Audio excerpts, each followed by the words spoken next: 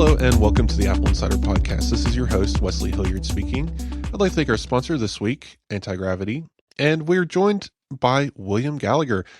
This is a continuation of our previous episode, and it might even sound like we never stopped recording because we didn't. Oh, well, sorry, you say that. I went off to look into Nanoleaf. You told me about an AppleInsider Plus, and I have discovered that in the UK, Nanoleaf itself is sold out of the bulbs I want. Oh, goodness. So you tantalized me, and I remained tantaled a whole week later. Yeah. Or at least 5 minutes later.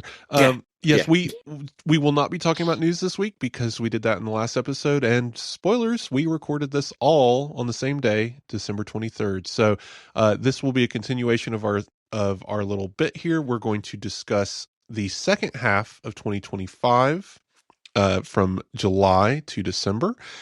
And hopefully you guys enjoyed the last episode, and hopefully you'll enjoy this one. And our Apple Insider Plus segment, for those who want an ad-free experience and a bonus topic after the show, you can subscribe through Patreon or Apple Podcasts. And this is going to be kind of like what we did last year, our 2026 goals.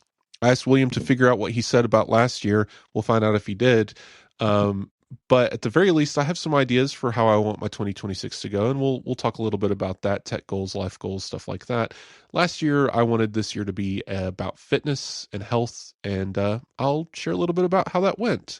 But for now, we're going to jump into the year, starting with July. Is anything here jump out to you? I think Jeff Williams is the news of the month. That is precisely what I was going to say. We briefly alluded to this last week, and actually it's come up so often. The number of people who are abandoning Apple. It felt like it wasn't the very first one, but it felt like the first big one. Jeff Williams, Chief Operating Officer. Is that COO? Yeah, the COO of Apple storms out. No, is that not quite right? Am I building it up too much? No. So, yeah. A year ago, maybe 2 years ago, he was one of the people that would repeatedly show up on the who's going to replace Tim Cook list. He's the same age as Tim Cook. Like this just wasn't going to happen. Guy wants to retire. This is something I keep getting back to. There will always be some kind of way to write about any departure at Apple, and we'll get to more later in the year, of it being the worst thing for Apple. It's this disaster. It's a sign of failure.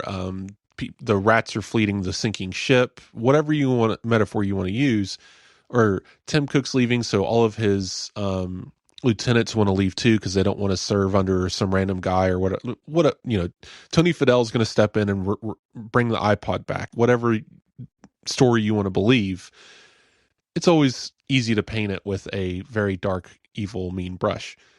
Instead, my angle is they don't want to die there. Right? Just to put it bluntly, I think these people just want to retire and be literally with their family and maybe do some Disney board stuff on the side, right? Right. Like he has. I see you put there. Yeah. Yeah, like he's going to join the Disney board, which is a very cushy position, which basically means nothing. He's going to do nothing. But it's time, right? If you look at Apple's leadership page, almost all of them are 59 and older. And the fact that you can reach C-suite and not retire by 60 is impressive, right? So when I was in the military, one of the things that happened a lot is we would discuss retirement. And if you didn't know, retirement from the military is 20 years of service. Interesting. Right. You retire. Go ahead. Sorry. That I believe that at least used to be the same thing with the police in the UK, but it never occurred to me that it was. I mean, that makes sense. All right. Yeah, you can retire from the U.S. military after 20 years of service. That means you can be 38 years old and draw a retirement check for the rest of your life, and probably disability on top of that, because you pretty much can't escape the military without some kind of disability. And you can choose to work or not, and that's at 38 years old, just for serving your country, and that's fine. That's no complaints here. I didn't get to retire; I only did 10 years, but it's one of those things that when people talk about 60 years old, that's early. It's like, man, you can retire so much earlier if you're a billionaire. You can retire anytime you want. You don't need to Yeah. work until you're dead. I promise. They came to this company hoping to do something. They probably did that thing. We'll get to more retirements later. Lisa Jackson did the thing, right? Jeff Williams absolutely did the thing, right? He was behind some really good stuff at Apple. Was he not one of the big Apple Watch pushers? I'm not sure. I always associate him with the iPad Pro recently. That's right. But that's just been his latest focus. Yeah. Okay. So it's just one of those things of he will be missed, but is it Sabid Khan, right? Yes. Yeah, he's replacing him. I'm sure we'll be fine. And that it'll be interesting to see if there's anything changed at Apple, because as we've defined many times before, Apple is not a single person, and it is not easy for any individual character to completely upend that ship. So, yeah. Just in terms of the year, it felt like, well, I don't want to diminish anybody leaving Apple. Everyone we hear the name of is a name we've heard of before, usually. And yeah, we know they've made substantive contributions to things, and they will be a loss. But there are 164,000 employees, and especially with a retirement, it's just impossible that Jeff Williams woke up one morning and said, "Here, Tim, I'm going at the end of the week. Yeah, deal with it." This has been planned for years. Planned. Yeah. Okay. And I don't mean last year. I mean years. This is not something they just wake up and do. The only surprise departure this year is Alan Dye, and we'll get to that. But then this is also the months. There might have been some earlier in the year. I'm forgetting, but it really picked up pace in June, July of Apple senior leader position departs for Meta. Yeah. Right. Yeah. And that was a repeat headline from Bloomberg. And I kept making the joke about, what's his name? Is it John? It's Steve McMahon. Anyway, the guy who owns the WWE, or did at one point, the meme of him just laughing and falling out of his chair more and more with each article coming out, like this just really intense desire for every departure to become this salacious, Apple is doomed, the brain drain, and just no evidence of any of that other than some guy leaving for Meta because he got paid $500 billion or some nonsense, right? So I just, this whole saga is crazy to me. But one other... I have the impression, I mean, this is unfair, but I think it's the amount of money we hear about it. It feels like Meta is spending money to try to grab onto something. It's like throwing money at the wall, seeing who they can get for it. You have something like Johnny Ive's thing where he has taken a lot of Apple designers, he's poached them for it, I presume for more normal salaries, and you have the sense that they are genuinely a team working together on something. Here, it just seems a bit scattergun. And I know there are some stories of people who left for an immense amount of money, and honestly, who wouldn't leave for that amount of money, but then didn't stay at Meta for all sorts of reasons. So, funnily enough, that doesn't get reported as much as so-and-so leaves Apple. Yeah, the story stops at, like, the entire story is the headline. And we're seeing more of that because a lot of tech reporting is getting desperate, because Google ruined SEO and it's harder to get people's attention and money. And so I don't know why Bloomberg, of all publications, needs this kind of desperation in their reporting. I generally like Gurman's reporting when it comes to tech rumors. And even though he usually has some very odd takes, he has good information.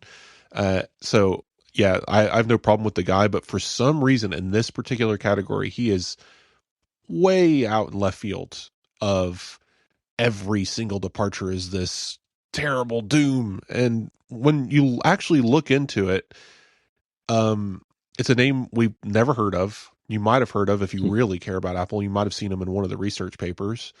But also, we don't know anything else. We don't know who replaced him. We don't know if this was planned. We don't know if this was a happy departure or a sad departure or an angry one. We don't know what they're going to do with the new company. We don't know why the new company hired him. Did he leave Apple because the new company gave him a bunch of money? Did he leave Apple because of an internal argument? We know nothing other than the departure itself, which is basically useless information on its own. It's doesn't tell us anything. And that's why I wrote that story about Apple's restructure and its AI team being, a lot of people. I stopped at 200. That was 3 of 96 pages. I don't know how many people are in their AI team, but it was a lot. And a dozen leaving is such a nothing burger. It's insane to me. But the stock market moves on this news, which is maddening to me. Does not make sense. So some people retire, some people are poached for money. There's got to be some statistical number that are run out of Apple for scandalous reasons, or they're rubbish or something. We'll never hear those, will we? But they'll write a book in 50 years and we'll all be dead. But okay. Yes. So Apple also had some fun this month. They sued John Prosser. I was wondering if you were going to mention this, because I'm not sure what I think of this, because I've tended to just not like John Prosser's work. He's not our style. A comedian, and he's just not funny to me and things. But he does come out with leaks. Yeah, you are true. He does have a tradition of leaks that seem to be mostly accurate. But in this case, it was a leak that cost somebody's job at Apple, and that seemed over the line. Mm-hmm. Yeah. It wasn't a particularly good leak either, looking back. It did not capture what liquid glass was going to be in any true state. What he was able to derive from those images was the essence of liquid glass, but we did not get to see what liquid glass actually was going to become. No.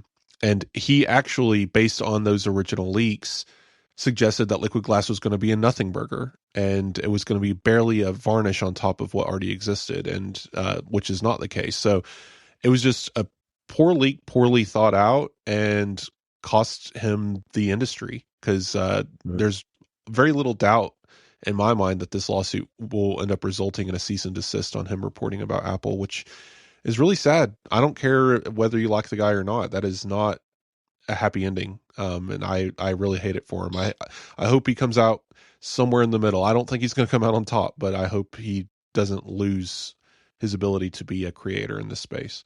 Right. It hasn't gone well. No, I'm wondering about Ethan Lipnick, the engineer at Apple who lost his job. Someone picked him see up. if he's on LinkedIn or something. I hope so. I mean, presumably, if you're an engineer at Apple, you're not rubbish. So, hopefully that'll work out. Prosser, we've seen a lot of leakers come and go, and Prosser was one of those ones that even us at AppleInsider looked at and said, I wonder, when's he going to give up? We thought he was going to give up when he had to shave his eyebrows over a bad bet. Yes, over a release of some product.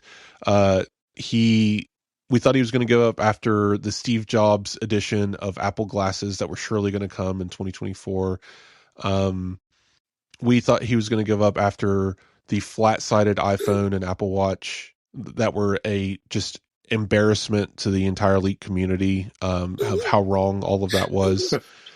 But he trudged on, and this one just really put him under, and he seems to be cooperating but having a difficult time staying quiet about the investigation, which is also not okay in that space. So again, I wish him the best of luck, but this is where that began.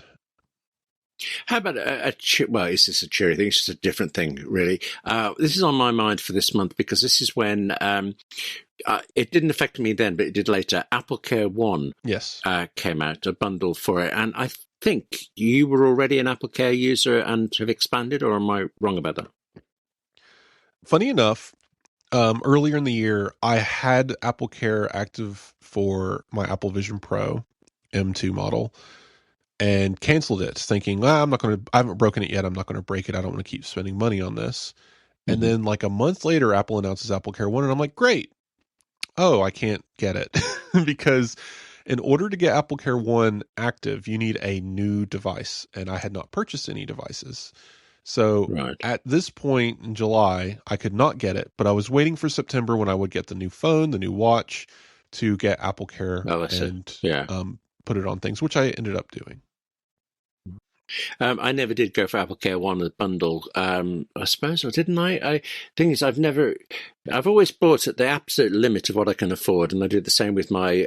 Later on, I bought an M5 iPad Pro, but for that one, by then, Apple was also doing a monthly payment thing that was kind of open ended, and the one payment would cover the iPad, the Apple Pencil, and the Magic Keyboard that I bought. So, is that the Apple One bundle, or just a bundle on Apple? Okay, I'm not sure, but no, and I wouldn't use Apple One on an Apple Pencil or Apple Care One on an Apple Pencil. That'd be a waste of money. Right. Okay. So although I do love my Apple Pencil, so yeah. So this is an interesting one. Obviously, Apple doesn't really warn you if you're going to waste money. You can configure it to fit many devices.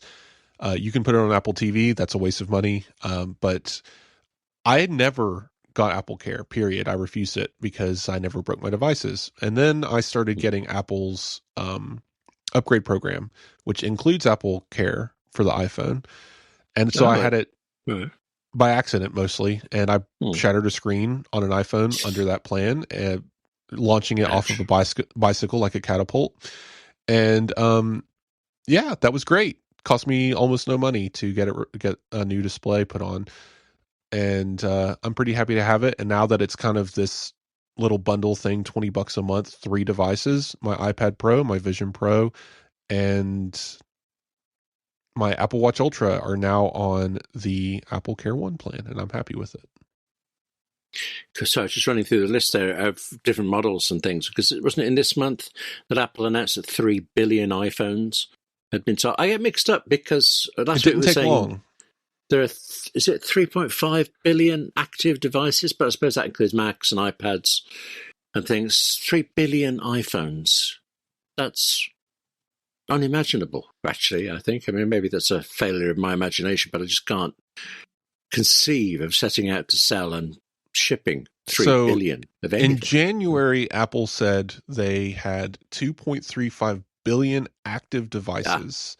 Right. And see, the problem with active devices is you can have multiple devices per user. Yes. We don't know how many users that is, and Apple's not going to tell us anyway.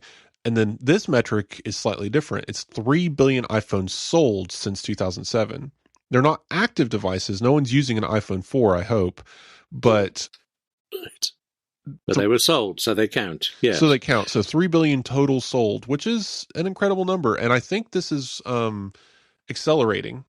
Right? Because we hit, let me find the number. We went from nothing to 1 billion. Right. My math, I had it written down and now I don't have it. But we went from 1 billion to 2 billion.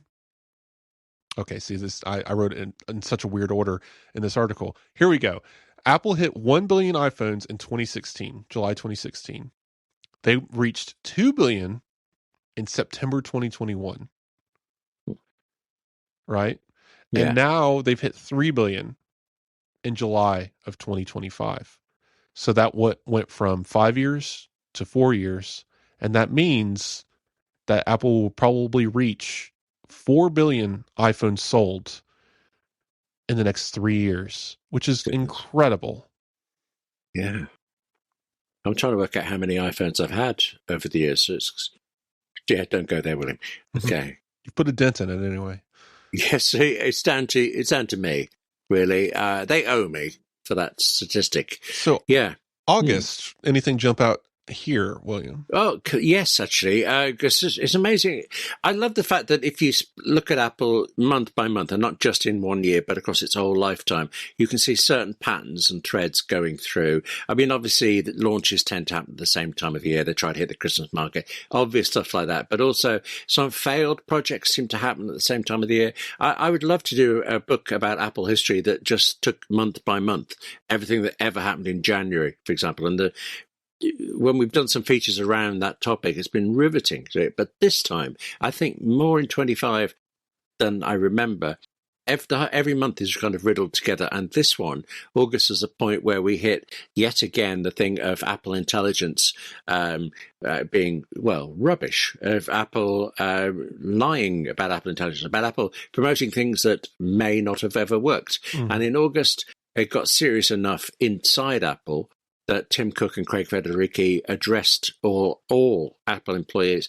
I remember when I was at BBC Worldwide, we used to have an all-hands meeting every now and again, and I remember the conversations I had going into them. I don't remember any of the announcements at all. They were of no interest to anybody actually working there. They just kind of had to be said. But in this case, it felt like Apple was trying to put some oil on some water and cure some upset inside the company, which is very rare for Apple. Well, I want to pat myself on the back a little bit around this AI stuff, because without fail throughout the year, I've been reporting on what Apple is doing, and then people are all like, that's not what they're doing.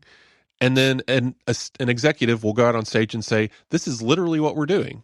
And it's just what I've just reported. And this happened multiple times throughout the year of, me trying to explain, like, there was already a pretty strong indication of why the Apple Intelligence stuff was delayed. And I had been reporting on that this whole time. And then in this little all hands call they had internally, Craig Federighi just walks out and says it. Literally what I've been saying this whole time. Quote, we initially wanted to do a hybrid architecture. We realized that approach wasn't going to get us to Apple quality. The work we've done on this end-to-end revamp of Siri has given us the results we've needed and has put us in a position to not deliver just what we've announced, but to deliver a much bigger upgrade than we've envisioned. There is no project people are taking more seriously. Right. And you don't just say that as fluff, especially in a meeting is going to leak. You have these meetings to leak them. That's the whole point. Yeah. Yes. If you didn't want it to leak, you would have held this in a closed boardroom and threatened everyone with an NDA. This was meant to get out. Tim Cook also says, we've rarely been first. There was a smartphone before the iPhone. There was tablets before the iPad. There was MP3 players before the iPod. And as Tim Cook said, when Apple Intelligence was first announced, he said, I know we're not first, but we will be the best. And they haven't reached the best yet, but I still have faith. Between these discussions and everything we knew about Apple Intelligence before and everything we know now, I have the utmost confidence that when Apple does iOS 26.4 in the spring, it's going to be groundbreaking because, again, Apple has, just like I was describing in the last episode about Apple's access to the technology stack and being able to develop Apple Music in a way that no one else can develop, for better or worse. The same is going to be true for Apple Intelligence when it ultimately gets this new second release. I'm basically referring to it now as the Apple Intelligence re-release, because this is the true vision for Apple Intelligence they've had the whole time. They just weren't able to achieve it as quickly as they would have liked. They rushed out the gate with this unfinished product, and here we are now finally seeing their ultimate vision of an on-device LLM, access to an entire map of everything on your device and everything personal to you, private, encrypted, local. And I think that is going to be unapproachable to any competitor, and it's going to be really incredible once it finally gets here. So you're arguing that Apple is doing right, is doing good things. It may have taken its while to get there, but that's what it's doing. However, in August 2025, Elon Musk pointed out that Apple is doing bad things. In fact, Apple and OpenAI are colluding, Musk told us, over artificial intelligence things, and is effectively blocking not only his own Grok, but all AI agents except for Apple Intelligence and OpenAI's ChatGPT from doing any good on the App Store charts. And it's definitely because of collusion. It's not because Grok is rubbish and filled with sort of like Third Reich references and things like that. But he told us. He sorted this out, didn't he? This was an interesting thing to watch because this is very normal Elon Musk behavior. It started as a random person on X posted, hey, isn't it funny that X is never number one, or Grok AI is never number one on the App Store, but ChatGPT almost always is? And Apple has a partnership with them. Doesn't it feel like collusion? And then Elon Musk replies, yes, it does, or something, his usual one words, I'll look into that, whatever, and then immediately he posts, and this is what's weird about it, is I wasn't misspeaking. His original post was, Apple is intentionally changing the rankings of the App Store to prevent X, the social media app, and Grok AI from ranking in the App Store. That was his initial accusation. And then obviously some lawyers stepped in and said, that's not really true and not possible. And he's like, well, I'm going to sue them anyway. And they're like, well, you can't sue them for that because it doesn't exist. So he changed the lawsuit, refocused, nailed it down to just Apple is colluding with ChatGPT to ensure that they are the market leaders and not allowing anyone else to hold position, kind of removing that whole Apple is manipulating the App Store algorithm. That's no longer there. And he dropped X from the discussion. Right. So yes, the whole thing is frivolous and stupid. It's a distraction. It's a waste of money and time, and mostly just to do what we're doing now to get people to talk about Grok.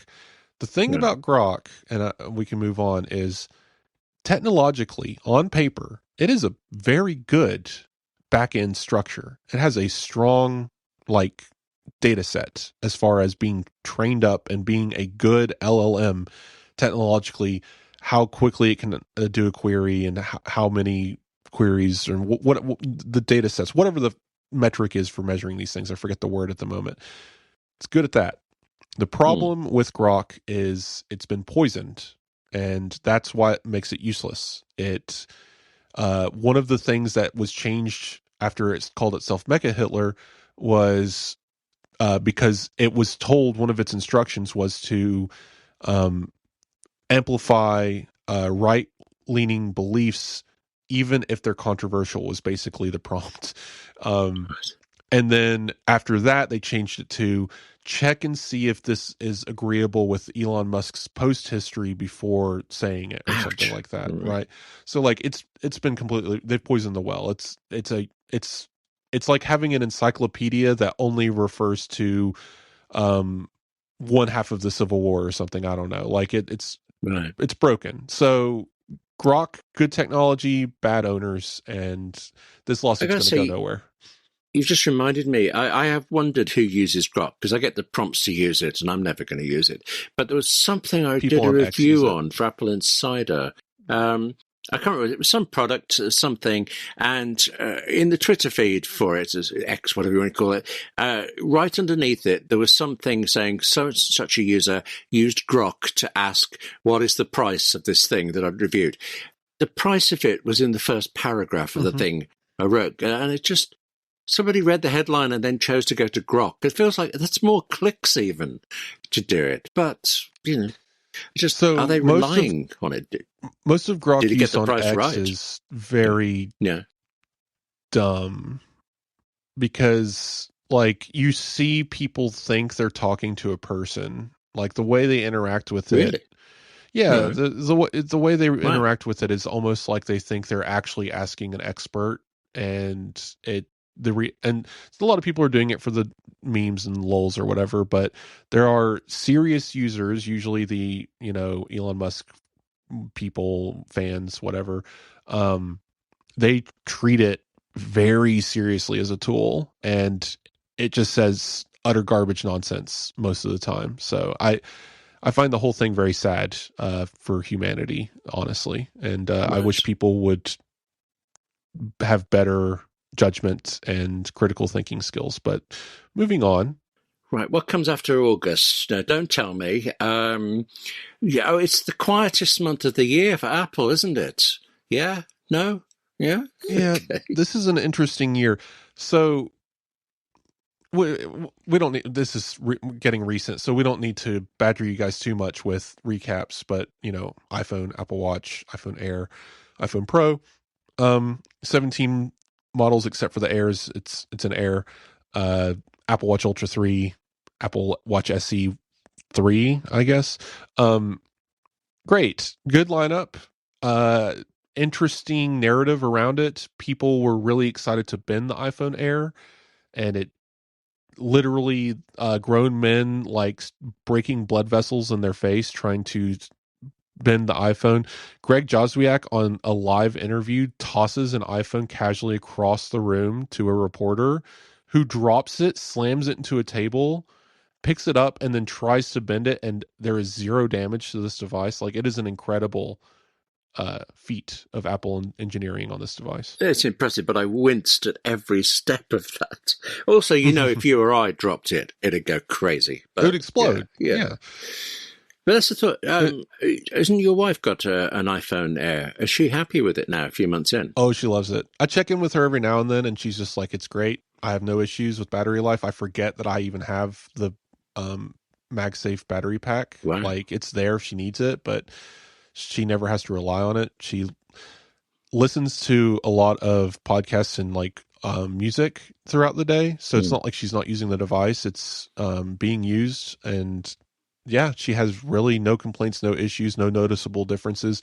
She hasn't even complained about the earpiece being the speaker.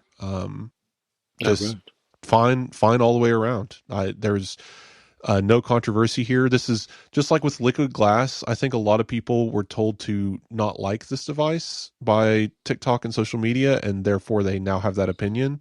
But every person I've talked to that gets an iPhone Air is in love with this device. Good. Although apparently it's not selling at all. That's what we kept hearing from this month to the end of the year. Yeah.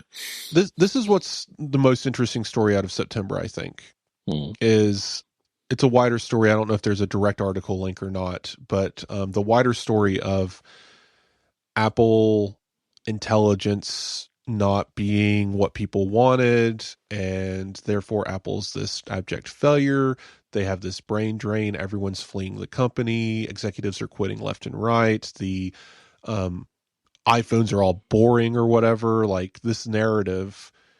And meanwhile, Apple is about to have its best-selling quarter of all time for iPhone, and the highest amount of money ever made by the company in a quarter, in the December quarter. So these two narratives don't mesh, and it's increasingly clear that this whole narrative behind no one's buying Apple products because Apple's behind in Apple Intelligence is just utter nonsense. This is also the month that the AI bubble became very clear, right? It was forming over time and people were guessing at it, but by September we were like, oh, we are solidly inside of this AI bubble. Now the question is when it's going to pop, but the consumer market just does not care and cannot be made to care about AI the way that the people who do care about AI are very loud and they very much care about it, but the rest of the world just doesn't care, and they're still buying iPhones and Apple Watches and iPads and stuff. Apple's making all the money, and all of these weird narratives around it just fall flat on its face given the evidence. That is actually one article we had, that Apple's behind in AI according to a survey, but the survey says buyers don't care. So yes, that all happened in this month. I'm thinking about the reasons for Apple making so much more money. I was surprised that it did so exceptionally extra well with this range. I mean, I know that there's the new camera plateau, and that gives more room for a bigger battery, which is obviously significant. I know I don't fully understand vapor chamber cooling, but I get, I grasp what it's supposed to do. Just those things feel like they're not invisible, but they're not surface like the design or a slimmer version would be. So were you surprised that the whole range appears to be doing so well? So just September also included iOS 26 launching. Yeah. Oh, true. Yeah. And this is the next thing I wanted to talk about is, okay, everyone's like, all right, well, the iPhone's great. Apple knocked it out of the park. The base model iPhone is a really good buy. The iPhone Air is a really interesting device. The iPhone Pro is the most pro iPhone they've ever made. But then the same pundits are all like, But look, iOS 26, Liquid Glass, we've been using this all summer. Mm. It's so bad. It's so terrible. We can't wait for the world to get it and tell Apple how bad it is so they'll reverse their decision. Right. And then it launches and it goes by without even a whisper. Like, from every account that I've had from any individual that isn't in the tech community is like, oh, this is neat. Or they're just like, what do you mean it's different? Yes, I've had that. Yeah. And incredibly, it's fine. It's not amazing. It's not bad. It's fine. And it's had some refinements over time, and it will continue to get refinements, but Liquid Glass did not destroy the world, did not ruin the company. And yet again, Apple survived another doom of the year. And I just find it exhausting. Do readers not get tired of, I understand that it generates the clicks, but there's got to be some like window where it stops working, right? Yeah. Like, do they just keep coming back for more? It's like the argument with tabloid newspapers in the UK, which you have the equivalent in the States, but it feels like they're much worse here. Every single day is end of the world type stuff. And just after a while, you just stop even noticing them. So their sales have got to have been going down year on year. So I think they've been ramping up the hype for it. And every now and again, you see a comparison of, usually over, we get through so many prime ministers here, you see each of the tabloids and how vehemently they supported the new prime minister, and then how vehemently they were against the new prime minister when they changed and all this stuff. And it's always the absolute bury the needle extreme. And it's become just background noise now, I think, in the UK. But still. It's just, this is just one of those things of bad news sells, and people like bad news. We're about to get to more bad news. Apple delayed the launch of iPhone Air in China because of eSIM issues. And then it sold out in a quarter of a second or something stupid. Yes, it's Apple. It might very well be Apple's worst selling iPhone, but man, the Apple's worst selling iPhone is the envy of the industry. Yeah. So again, cynicism, maybe it's just the year we live in and there is a lot of sad, bad things going on in the world, and cynicism seems to break through more than optimism. But it is so bleak that how wrong a lot of this stuff is now, and people are just excited to be wrong. And it makes me a little sad, I guess. I think another example that we should say came to a head in September. The Department of Justice suing Google, the antitrust case that could have left Apple and Google not allowed to do their deal, which we learned earlier in the year, or maybe even late last year, gets Apple $20 billion or so a year to keep Google as the default search engine. For months and months, it was Apple could be out $20 billion a year. What can Apple do? Will Apple buy Perplexity instead? All these kind of things. And then Google, well, it didn't win the case at all, but that particular part, the deal is untouched. And that was barely mentioned. Anyway, obviously AppleInsider covered it because we would, but I haven't heard anybody talking about it since, because it was neither good news or bad. It happened, and that's a shame, I think. But This episode is brought to you by Anti-Gravity. Short version, if you're in the market for a drone, buy this one. Buy the Anti-Gravity A1. It's an incredibly light, less than 249 grams, that's less than 8.8 ounces, and it's a drone with an 8K video camera. But it's not just 8K, it's 360-degree 8K. The Anti-Gravity Company has worked with Insta360 and many other firms to bring this 360-degree 8K video drone and then given it a unique controller. You've seen the usual pair of tiny little thumb joysticks, but that's gone. What the Anti-Gravity A1 uses is called the grip control. You hold it in one hand, you move it around to control flight, and it has a trigger. Press that trigger and the A1 drone will fly in the direction you're pointing. All of which is just excellent, really. But the real benefit of anti-gravity is this. It comes in a set with AR goggles that you wear as you fly the drone. So there's no guessing what the best shot is going to be. And there's no trying to judge from afar how to frame any given shot. It said you just see it all. The whole 360-degree view live in your AR goggles. Turn your head as the drone is flying. And if you see something over there you want to film, well, send the drone that way. It is the closest you can conceivably get to actually being in the drone yourself. I mean, seriously, no more guessing where the best angle is. You can just see it and you can just film it. The anti-gravity A1 drone plus cameras plus goggles plus that grip-controlled trigger starts at $1,599. The anti-gravity A1 is the world's first 8K 360-degree drone. It's genuinely a game changer. You get full immersive flight with the goggles, insanely intuitive controls, and just endless creative freedom in editing. If you are thinking about buying a drone, make it this one. Check out the link in our show notes to learn more. And thanks to Anti-Gravity for supporting the Apple Insider Podcast. October. Yes, October. I like October. The UK, once again, wants access to Apple's iCloud and have a backdoor to everyone in the UK. Not the rest of the world, just the UK this time. Yeah, I used to like October. Yes, I said in last week's one that I felt that obviously the UK is overreaching. Obviously it was never going to get it, but I wondered if it was actually politically savvy and it knew that if it went to the extreme, what it would get would be what it actually wanted. This thing of Apple shutting off some encryption in the UK. Is that actually what the UK government wanted? I still think that's possible. I still think I might be being generous to their technology things. But the fact that it keeps plugging away at these same things and that it keeps forbidding Apple to tell anybody. The UK made its own law that allows it to forbid Apple to tell anybody this is going on. And you got to give Apple some credit for how they've managed to find a way to make sure everybody knows anyway. Mm-hmm. So I just don't know how. Streisand effect. Yes. So one of the things, so we got into it last episode, and honestly, thankfully, we didn't have to talk about it that much.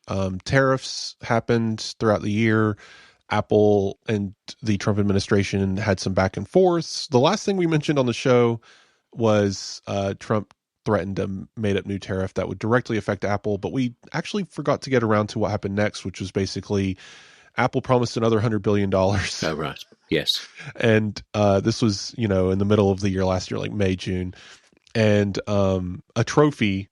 And then suddenly all the tariffs go away. It must be nice to have $100 billion in your own design department and some spare gold. Yeah, a little bit of spare gold and some glass with a carved name on it. Yeah. And so all that goes away, and it was controversial. And like I said, we said it in the last episode, Tim Cook has a duty, a fiduciary duty to his shareholders. And this was all in the name of keeping these kinds of illegal and silly tariffs from affecting them, and it worked. It cost them almost nothing. It cost them a piece of a paperweight and an investment they were going to make anyway into Corning. So moving on, I suppose also some reputational damage. People were mocking Tim Cook for it, but you can't escape that. But again, this is the game the administration's playing, and if you choose not to play, the damage is tenfold. And I think Apple, being the company that it is, can easily recover, because it would be different if it was just Apple, but it's the rest of the world. But not only that, it's the rest of the world doubling over to the beck and call, trying to overachieve in the space of satisfying Trump, whereas Apple's literally doing the bare minimum. So in this case, we have to take the lesser of the evils, and Apple, I think, is the least of the bunch, versus Meta doing a bunch of very mean, evil things and other companies doing similar. A trophy and a investment into the United States economy is not the worst thing that can come from this. Yeah, true.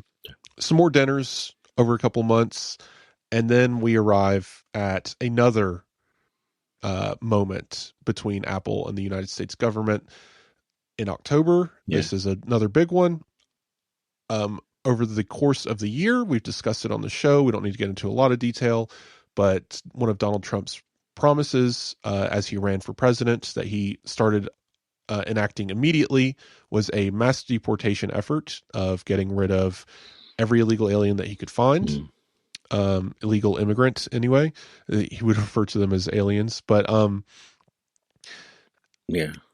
the gave, Department of Government Efficiency searched for ways to save trillions of dollars, and Trump turned around and gave billions of dollars to ICE to give them more money anyway and took away our food stamps. It's a whole thing.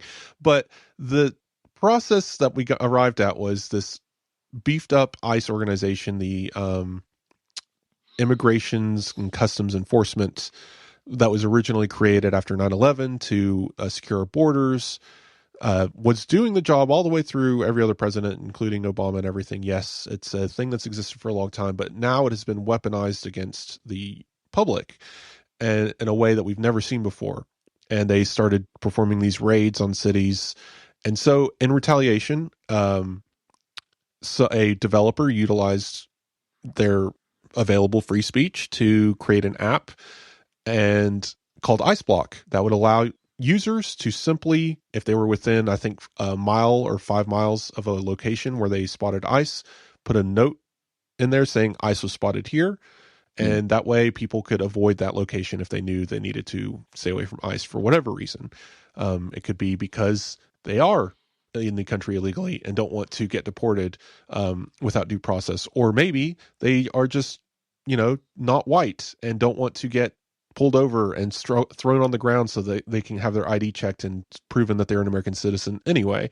Whatever the case may be, you probably want to avoid that confrontation, and that was the use of IceBlock. And it ultimately, the Department of Justice decided they didn't like that app, started blaming violent things that basically didn't occur on the app, and told Apple to remove it in a very quiet, suggestive manner. Definitely not threatening retaliation if it wasn't removed, probably. So Apple removed it without really any fight. And since then, there's been a lot of protests and uproar from people saying the government overstepped. They violated the developers' free speech. They forced Apple to remove an app. Yes, through a request, but a request with it very heavily implied, we're going to do something if you don't. Yeah. To the point of the Department of Justice officials going on cable television saying, we made Apple do this. So yeah, it's not like a secret. And then now up to today, so we don't have to continue talking about it, there's been a lawsuit. The developers sued, and there are active protests in places like Portland in front of Apple stores where they're singing Christmas carols about Tim Cook and Donald Trump, which I find very amusing. You can find those on Blue Sky. Good, fun protests. But anyway, that whole situation started in October. And again, another black eye on Apple's reputation as a whole and people being upset with the company. It won't affect them long term, but it is another unfortunate result of the current administration being in power. It amazes me that was October. It's just somehow it feels both a long time ago and the protests seem very recent. How about this? Something else that surprised me in October. Maybe this is just me because it feels like it's always been around. But we did have the return of the underdogs in a new video, which hasn't been removed by Apple like the last one and things. The attack against the Windows blue screen of death, which I'm still not sure whether it is still a thing, but of course it always was and things. I liked the underdogs videos. I wish Apple would say who wrote them, particularly when Apple later in the year launches a campaign explicitly about creativity on the Mac and celebrating creatives unless they're writers. But still, it's brilliantly well done, great direction, a lot of fun. We've talked before about whether or not it should be a series, and I don't know, but I liked this a lot. Yeah. I believe it's a black screen of death now, so B-side still okay. works. But yes, it is very funny that they did that. The only way it could be more antiquated is if they had a red ring of death for the Xbox in the video. But genuinely never heard of that before, but I think I've never had an Xbox, so okay. Originally it was red. That seems... original Xboxes would die, and you would know this because the light ring around the Xbox logo would turn red, and it would be a red ring of death. Okay. Mm-hmm. It's pretty. Okay, and I suppose blue is soothing. when things go wrong. I mean, you got to give Windows credit then if they're trying to soothe people over errors. Because you remember the original Mac, when it would go wrong, you would actually have a picture of a bomb on the screen and things. And did it play a sound? I can't remember. But yeah, that was unsubtle. But when was the last time your Mac crashed? I don't know. But okay. So this is also the month that we had Apple share that their efforts in Apple Vision Pro haven't stopped. We're going to get Lakers courtside seats via Apple Vision Pro live and streamable after the fact starting in 2026 season. So that'll be interesting. Yeah, I have zero interest in sport, and yet when I got my demo of the Apple Vision Pro and there was a sports section in it, I thought this is the only way to watch sport. This was so vivid and you really felt like you were there. So I wouldn't use it myself, but I think it is absolutely a great use of the technology. You do watch sports, but I remember you saying it more in a kind of social way rather than particularly following teams. Have I got that right? I'm not much of a sports person. I don't really care. It's fun to be there in a party or attend like a Super Bowl thing but I just can never clue myself into liking sports in a way that made me care who wins or loses. Or right. I mean, like, it's fun to tune into a game that everyone else is watching and then deciding, yeah, I'll pick that team, and like being happy if they get a touchdown. But like, I just have no skin in the game. I don't care. It's not something I concern myself with much. But I will be interested in watching some sports in the Apple Vision Pro once we can. Yeah. Do you think it would be it's supposed to be full? Like, I don't know how long a game lasts, but most Apple Vision Pro stuff is quite short, isn't it? Do you think it'll be entire games? I don't know what they're going for, but if it's live, yeah, that's the idea. Oh, it's got to be, yeah. Okay. I mean, I'm sure there's a button that you can use to switch perspectives, or maybe the broadcasters will have a control where they switch perspectives for you between the seat and behind the baseboard, right? Like they'll do different views probably that they switch between manually. I'm sure eventually we'll get to the point where we can switch ourselves, but yes, it will very much be live. In any live sports stream, all the cameras are operated by a central control room, and they press a button and it switches to this camera, and they press a button and it switches to this drone. I expect the Vision Pro experience will be similar, where you won't be statically stuck in a courtside seat the entire time, and if they're off in left field, you can't see them.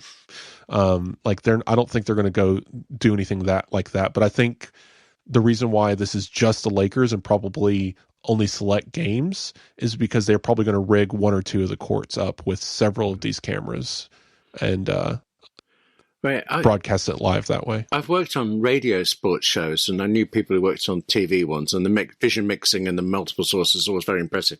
But around this time, actually, around October, I was in Paris and in a bar, and there was I think it was football match was on. Nobody was watching it. Sound was off. But when I glanced up, they'd cut away to an example of the vision mixer for some reason. And first time I've ever seen this, it was like they had 7 iPads in front of them, and they were touching the thing they wanted next. So I was riveted by that. And then they went back to the game. Like, that's the thing that mattered.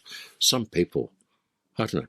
But mentioning iPads, I got to mention, I did go to Paris. I went on a writing retreat, and I really, really wanted a large screen iPad, but it didn't come out until about 2 weeks later. But it is October when I bought my M5 iPad Pro, 13 inches, and just this beautiful screen and this great keyboard and this pencil. You talk while I just kind of coo slightly over it. Yeah. So M5 iPad Pro, Apple Vision Pro. Oh, lots yes, of course. Fun stuff. No new Apple TVs or anything in there, which people are still talking about how that seems to be so close yet so far away. Yeah, I don't know what's supposed to come in a new Apple TV. I mean, I presume a faster processor, or just because they've run out of the old ones. But other than that, I like my Apple TV. I've nothing I'd particularly add to it. But, Apple will find something to convince me, I'm sure. I'm sure, honestly, it'll just be some sort of networking thing and a chipset upgrade. But so that way they don't have to keep producing the old chipset. And they'll find some excuse to market it as a better new model. But We'll see. I mean, if they can give me a reason to buy it, great. I'll upgrade my living room. But I did get the new Vision Pro. You got a new iPad Pro. We're all running M5s around here. But do you keep? I've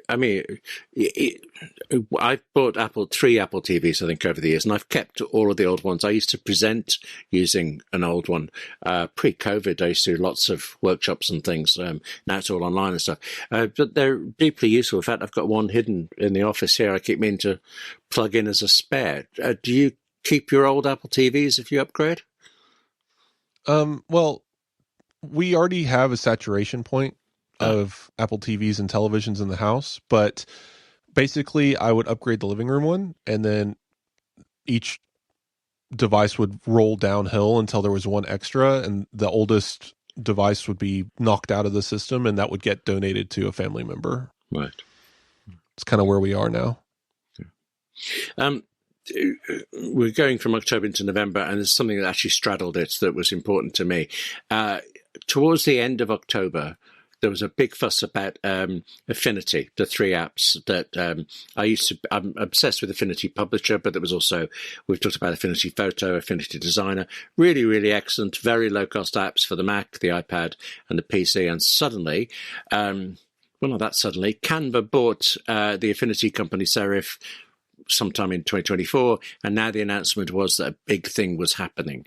And before the big announcement, all the Mac ones suddenly went free, and all of the iPad ones went completely free, and it genuinely looked like this was a mistake, and people were thought, what is going on? Can they not update? Was just worried for the future of Affinity. And after a little while, those free Mac ones, they all vanished. The iPad free ones, Publisher, Design, Photo, they're still free, and they will be till next year. But on the Mac and on the PC, just at the start of November the 1st, I think was the announcement, we got a brand new single Affinity app, and it's completely free. We talked before about whether it's as good as the three, whether there are any deficiencies, whether they're trying to hold stuff back to make you pay for more things, and they're not.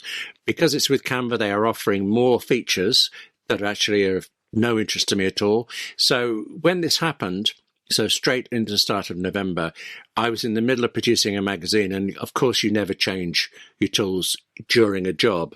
But I then finished that, and I published another magazine since, and I did all of that in the new Affinity, and it was excellent. It took a while to find my way through the myriad controls there, but it was superb, and I'm deeply relieved. I would just like the iPad versions to come sooner than they seem to be coming. Yes, I've not used the new Mac version of this, and I'm sure it's fine, but I'm more hopeful for Pixelmator Pro coming to Apple's platforms than because once that happens, I will have no need for Affinity, and it needs to happen sooner rather than later. Well, the rumor was, I mean, again, we've avoided rumors because they play out or they don't. So we've talked about when things have actually played out. The rumor was very strong rumors that Apple was bringing Pixelmator Pro and things like Motion and Main Stage, the sort of adjuncts to Final Cut Pro and Logic Pro, to the iPad. And I just genuinely every day I check the App Store in case it slips out. Pixelmator Pro is the one I would like the most, but still, it doesn't have. There's no publishing equivalent from Apple, so I would still be on Affinity for that. So it's great that I wish I talked to somebody from Affinity afterwards, and they were saying how frustrating it was that everybody thought it was dying and they weren't able to tell them. But I think actually it's an example of just how popular and beloved actually that software is. So we had a hiccup, we had a scare, but everything is great. And if we also get Pixelmator Pro, well, that's just icing for me. I would instantaneously buy that. Yeah. So November. Yes. Anything big here that we should touch on? Because this is very recent. Well, most definitely Tyler, the Creator, winning Apple Music of the Year. I've been rooting for him or her for years. No, I'm sorry. I did listen to the music at the time, and I actually thought this is really good, but I didn't know Tyler, the Creator, before. So, my horizons have been expanded. All right. If there is one song that everyone has definitely heard by now, and I don't know if you have. Mm. He did the new Grinch, You're a Mean One remix for the animated film from Illumination, right? Right. And it is so well done. It is so good. Very catchy. Okay. This feels a bit more prosaic, but well, no, wait a minute. Music, Apple TV got its first ever Grammy nomination. So now they've been nominated for everything. They haven't won everything, but they've been nominated for a lot of things. So, can't remember what Apple the Grammys TV for. and EGOT. Yes. So there you go. Sooner or later, there'll be no more worlds left to conquer, but there was still music today. And Apple TV rebranded. That was fun. Yes, a new logo, a colorful, new, vibrant logo that was made with real glass. Yes. Oh, yeah. Actually, when we learned that Apple TV Plus was dropping the plus, I wasn't that impressed really because of just the confusion. You know the thing. We've said it before. You watch Apple TV on your Apple TV app, on your Apple TV 4K, or on your Mac's Apple TV, and all this stuff goes on. But actually, when they went to the time to genuinely physically film a new ident, I thought, this isn't somebody just knocking off things. They care about it. And I really like Apple TV's programs. So, yay. Fun. I watched the Family Plan 2 the other day. Oh, yeah. Yeah. Yes. And it was fine. It was a decent enough sequel. Weirdly enough, I maybe, I don't know why. I mean, it was a fairly silly low stakes movie, but it kept me engaged with like, how are they, doing this and that. It was a cute little action movie. Nothing too outrageous happened there, and just cheesy on its surface. And every now and then you need a good movie you can turn your brain off to, like Transformers. Right. But I still haven't seen Transformers, but I don't need high stakes for it. We've said before, I love the before films. In fact, I'll be watching another one of them over the Christmas break again. And it's just two people talking for an hour and a half, but it's riveting and things. Is it action? No, but it's compelling as action. So I'll give the Family Plans a check sometime. They're fine. Not my biggest recommendation on Apple TV. Believe me, there's so many better things there. Apple's films on Apple TV are few and far between, and very few are very good. I mean, there's notable exceptions, but I do wish Apple had a better film run on Apple TV. I liked Finch. I liked F1. F1 was very good, actually. But yeah, Family Plan is definitely a B tier, and it's a good B tier. It's something I ran into the other day. I still see this narrative, and I'm going to keep bringing it up because it's a new thought experiment that is allowing me to examine things, I guess, from a different point of view. But I saw yet again the narrative of, why does anyone pay for Apple TV? There's nothing to watch. Right.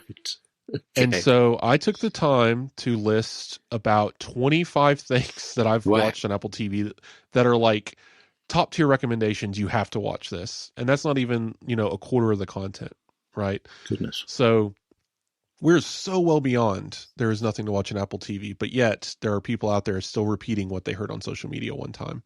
And it's always going to be frustrating for me as a writer, whose job it is to inform people that refuse to be informed, I guess. But I think Apple TV is brilliant, and it's of all of the people out there, Warner Bros. Discovery, HBO Max, Taco Bell, whatever merger they have going on. I swear, Idiocracy is increasingly a documentary every day. It's so scary. I keep telling you about this movie. You haven't seen it. I think I read the script when you arranged it before. Okay. I remember liking it, yes, but I haven't actually watched it. But no. One of the running jokes is, within the next 1,000 years, basically there's one company because everything just merged together. Right. Anyway, these studios are all merging and becoming bigger giants and becoming more expensive. Netflix is literally $25 a month for 4K access. It's incredibly insane how expensive this stuff is. Disney Plus has a similar $25 a month plan for access to Disney and Hulu and ESPN. Like it's wildly expensive. And yet I can say without any hesitation that I think Apple TV has the best price to content ratio on the market, especially when you think about purchasing it through Apple One as a bundle. Right, which I do. It doesn't have remotely the best ratio by volume, but of things you would watch. Yes, I agree. Quality. It's the one I would keep out of all of them. Yes, which is. And I am jealous of anyone who can honestly say they have not watched a single show on Apple TV, because for a very low price, they can have access to literally, they could spend an entire month watching everything they can watch and still have stuff left over and it all be good. Mm-hmm. Like, it's just it's again, frustrating that people are so easily dismissive of it. But I wonder if going into the next year, as we see more and more of this, there's changes in the entertainment industry and around content and production, and a lot of movies getting made and then canned because of insurance claims, that they can get more money through the insurance claim than putting it in the theaters. Like, a lot of that stuff is going on, and meanwhile Apple's just making content. And I wonder if this is this year or next year is going to be the year for Apple TV, just really solidifying itself as a household name. I mean, it's already kind of there, but like, we're still on that weird edge case of, oh yeah, I think I've heard of that, and versus, wow, yes, you really need this. And this might be the year we cross that threshold. It isn't watched by enough people yet, but I still think if you are a creative, you don't go to Disney first anymore, because you might just make it and then it be cancelled, like you say. You don't go to Netflix really, because budgets are changing there a lot. Mm-hmm. It seems like, well, Apple will interfere with a show and Apple will cancel it, but as yet, it has never removed a show from air. So it's stayed on there as a long tail thing. So it is a more supportive, and seemingly, just from friends who work with it, the company, that are more, just a more creative outlook than you might see from other people. I mean, I speak to people who have hits on Apple TV, so they're obviously going to be biased, but they're very happy with it. So this is all recent, so we don't need to get into it. There was an iPhone Pocket. Some people bought. They sold out. Was that November, or have we moved into December yet? I'm losing track already. I'm in November. Yeah, wow. Still November. I remember. We're going to wrap up November. I've got the sock, the what's it called? The Pocket. I've got the Pocket. It's somewhere. You wear it every day. Well, dropped it in a puddle while I was filming it, and it is incredibly hard to clean. I can tell you that. That was a bit of a shock, but you know, dry cleaning. That's actually not a bad idea. I'll look into that. Thank you. Okay. Yes. So there's not much here popping out. Otherwise, like, it's just one of those. It's a weaker news month, especially without big releases. We had a lot of stuff in October, September, but yeah, November. It was a month. It happened, and we are currently in December. There's a lot of age verification stuff going on, but nothing else really here. I do want to, obviously we'll get to the other thing to wrap up, because it is the news of the moment, because yes, it all happened this month. It's so weird it happened this month. But before we get to that, I want to make sure nothing else. Well, I'd like to point out, you did mention, I can't remember if it was this week or last week's recording, that we're recording all of this on December 23rd. All the way through this, I've been crossing my fingers that nothing has happened between then and when this goes out. Although, why am I going to say this? Because it's important this will happen. If news breaks, then we will actually re-record a new podcast to go with it. It's just things, if news is broken, you won't hear me say that. And if news hasn't broken, you didn't need to hear me saying it. I'm just going to shut up. We'll insert a segment. Yeah, like we'll add a segment or something. Absolutely. Nothing else here. Well, like I said, we'll get to the staffing stuff. But one thing I want to mention that's totally irrelevant, because this is coming out New Year's, so never mind. But there's a gift card thing going on where people are getting their Apple iCloud accounts locked. That was resolved ultimately, but it required a little too much work. So hopefully all of this attention on that matter helps Apple not be so, because I think it's an automated system that locked the account and then it took some time to get it back, and it did get back. So that's good. Right. Okay. But yes, be very cautious where you buy gift cards. We're buying them year round, so this isn't necessarily lost news on the new year. But yeah, make sure you're buying gift cards either directly from Apple or a major retailer, not giftcert.y or whatever. I don't know, like just some, because you can go on search and search like gift card discount and it'll give you a random URL and then it's like makes you complete a puzzle and then give them your social security number and then you get a gift card. Yes. Like, maybe avoid those. We don't know the whole, like the person who got in this mess claims they got it from a well-known retailer, but again, the person distributing them the gift card number gave them already used gift card numbers that were clearly part of a fraud scheme. So something weird happened there that we don't have the full story on. But yeah, keep an eye out for that. But let's wrap up so we can get to Apple Insider Plus. One last thing. This is the month where a bunch of people left. It's all retirement stuff. Lisa Jackson, the big lawyer at Apple, I forget it's what they're called, and then John, Gene, and Drea all retired from Apple, or are retiring by March anyway. And then we had Alan Dye step away in the same week as all these retirements. So of course, it became this tizzy of Apple is doomed. All of Tim Cook's lieutenants are leaving. Nobody likes Apple anymore. And then there's this story of also Johnny Cerrugi for some reason, and then that turned out not to be true. So what do you make of all of that? Because we have spilt so much ink on this already, I don't think the listeners need a recap. No, but the one thing we have never said before is the word tizzy. I love to use that. It's a very Irish word for it, so I've used it a lot. I didn't know if it was used in American, but it's a great word to describe all of this, wasn't it? Just sort of faffing around, flapping arms, worrying nonsense stuff that was... Well, the Johnny Cerrugi one I thought was funny. It was like almost like a punchline level. He's coming out, bang, no, he isn't, sort of thing. And within a day, that's so crazy. Yeah, like they completely upended that entire rumor in 24 hours. It's crazy. It's like we knew that. That's not what they did, but it felt like that kind of thing. No, I mean, who's left to leave or not leave? Tim Cook. Will he go in 26 or will he stick around till 27? Tim Cook has achieved immortality. I mean, Warren Buffett is stepping down and he's 94 years old or something. Right. I mean, imagine how angry and upset the Tim Cook detractors would be that Tim Cook lasted until he was 94. Yes. Another 8 years of Tim Cook. Right. Let me tell you guys, that is not actually a impossibility. Just saying. So let's relax a little bit. Dick Van Dyke just crossed 100. He's still going strong. Right. He's still performing. So, yeah. You know what? He might make a really good Apple CEO. Okay. Right. My mind goes straight to his terrible British accent. Anyway, in Mary Poppins, that's another story altogether. Yes. Being in December is weird to review December. I'm honestly surprised that the Alan Dye thing was so recent because it feels in my head it's like it's bunched up with all the other ones we've had throughout the year. Yeah. Alan Dye might have been controversial and people might not have actually liked him at Apple, whatever.